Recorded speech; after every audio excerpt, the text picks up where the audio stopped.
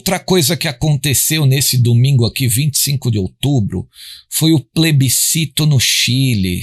E o assunto foi a mudança ou não da Constituição deles lá, não é?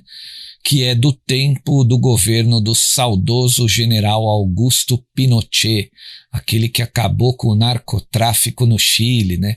Colocou seriedade naquele país, né? A Constituição do país é do tempo do general, né? Do tempo dos militares.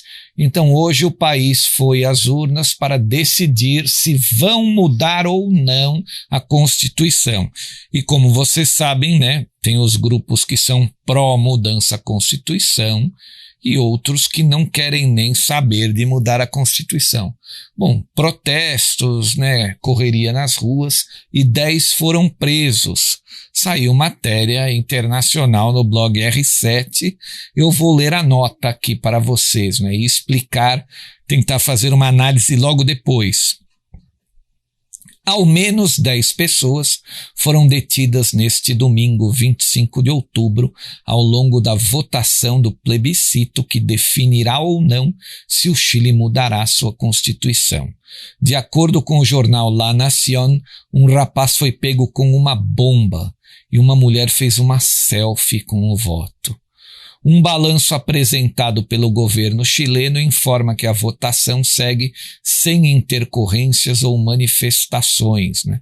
O plebiscito foi convocado após uma série de protestos e agitações sociais que tomou as ruas do país no ano passado.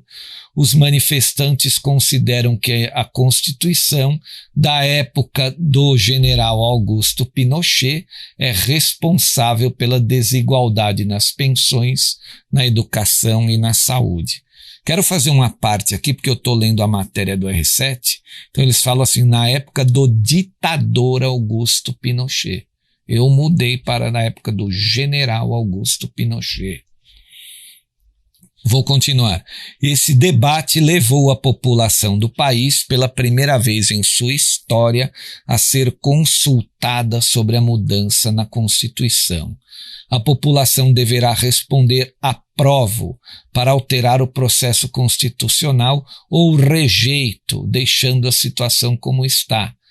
Os chilenos também devem escolher qual órgão será o responsável por redigir uma nova Constituição.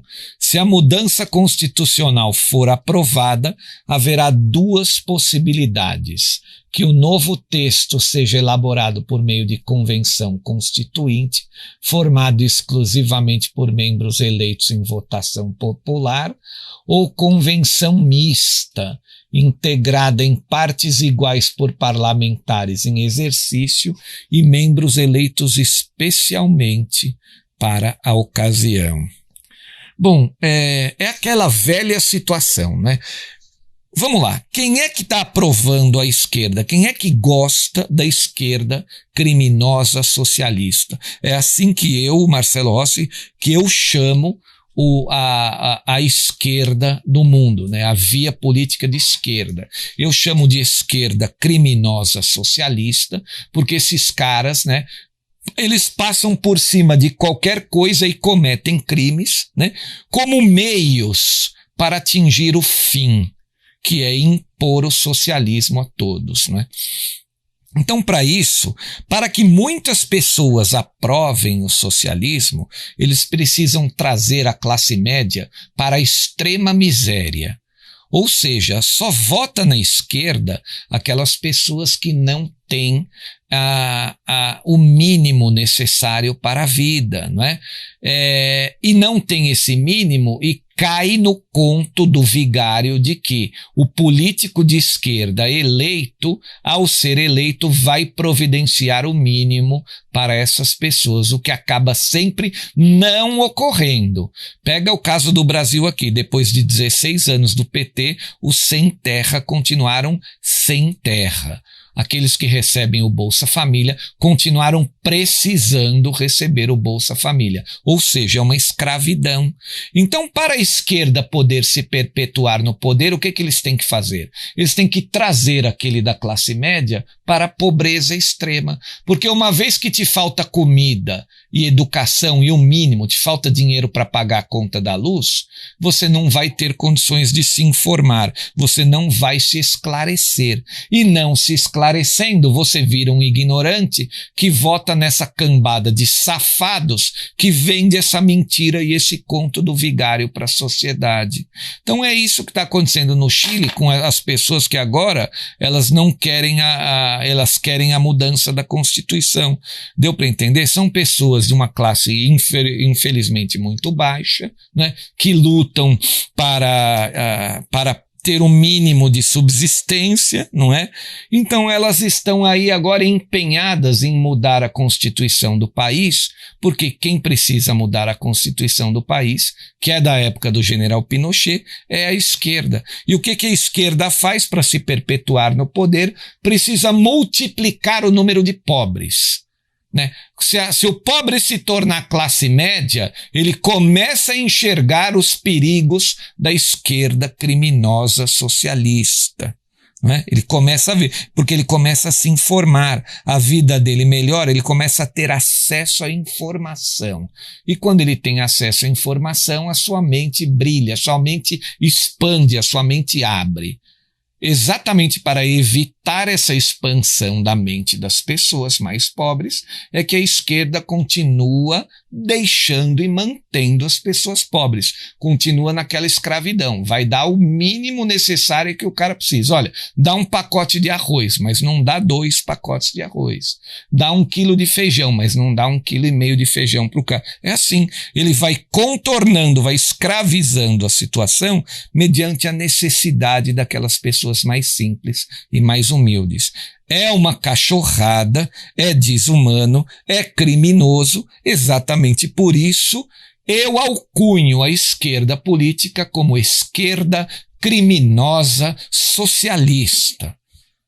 É dessa maneira que eles operam. O vácuo da esquerda é a falta de informação. É por esse espaço que esses caras entram na mente das pessoas. Quando a pessoa consegue acesso à informação de verdade, informação verídica, informação de qualidade, entrou a informação por um lado do cérebro, sai a simpatia pela esquerda criminosa socialista do outro lado do cérebro. Não compactuam no mesmo cérebro informação de qualidade, a verdade, junto com simpatia pela esquerda socialista. São incompatíveis essas duas coisas. Eu falo isso no canal, as pessoas já chegaram a essa conclusão, mas é sempre bom alertar. E agora, no Chile, a esquerda está protestando para mudar a Constituição. Porque o quê? Eles querem mamata, eles querem impor a esquerda no governo chileno. Por isso que estão lá financiando a arruaça, financiando bandidos que estão pondo fogo nas igrejas, ateando fogo nas estações de trem, de metrô. E a mídia fica assim, o povo está indo para o protesto. Não é o povo, não é o povo. Eles querem fazer passar que é o povo. É o protesto pela democracia. Não é. São anarquistas que estão sendo pagos para anarquizar e para destruir. Entendam isso, então. Peço sempre a vocês que compartilhem os áudios, né? Porque nós estamos instruindo muitas pessoas. Muito obrigado a todos. Valeu, pessoal. Oi pessoal, Marcelo aqui novamente. Você que é eleitor no Rio de Janeiro, eu quero lhe sugerir para 15 de novembro o melhor candidato a vereador para a cidade do Rio de Janeiro. Ele é do PRTB, do General Mourão, é amigo do General Mourão, meu amigo e filho do Coronel Fontinelli. É o homem mais confiável e tem os valores que o Rio de Janeiro precisa para um vereador. Eu tenho certeza que você, carioca, votando no Felipe Fontinelli 28728, não vai se arrepender. O Felipe é o melhor para o Rio de Janeiro. Muito obrigado.